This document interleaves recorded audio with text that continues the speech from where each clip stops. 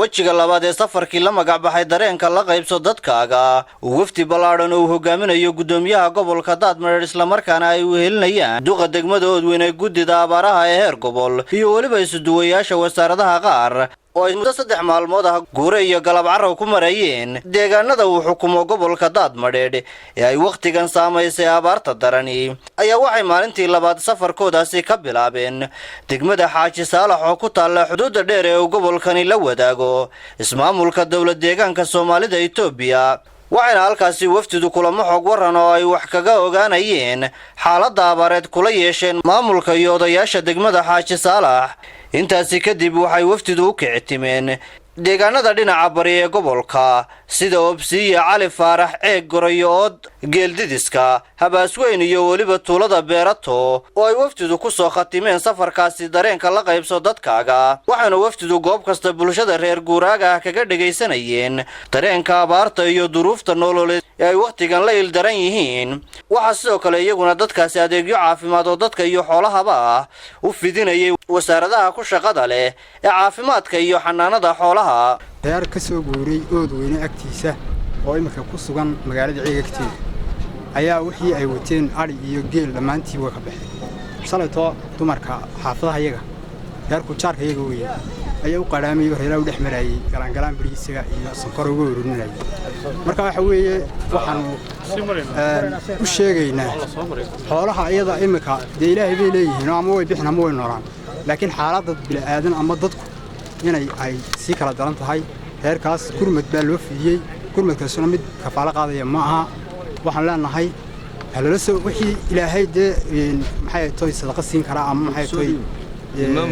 ama maamulka waxa ahaat inay la soo gaaraan dadka jilicsan ee xuloodeena ka baxeen xaaladdoodana ay adag tahay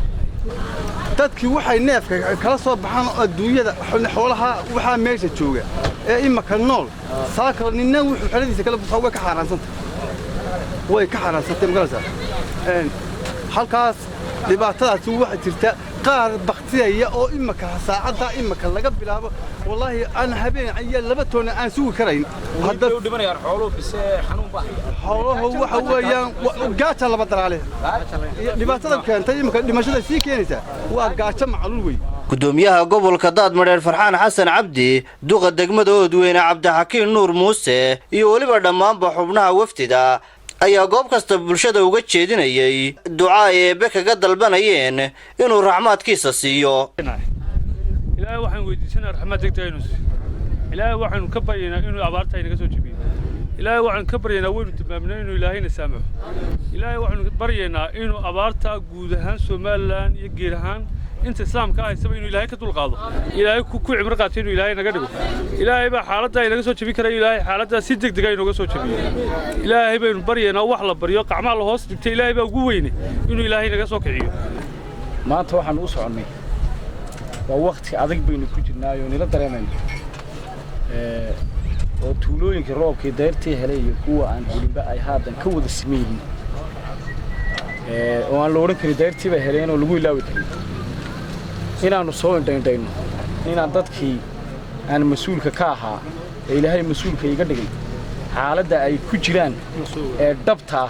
aan soo ogaado run ahaantiina wax badan waanu soo ogaanay ilaa darhad waanu soconay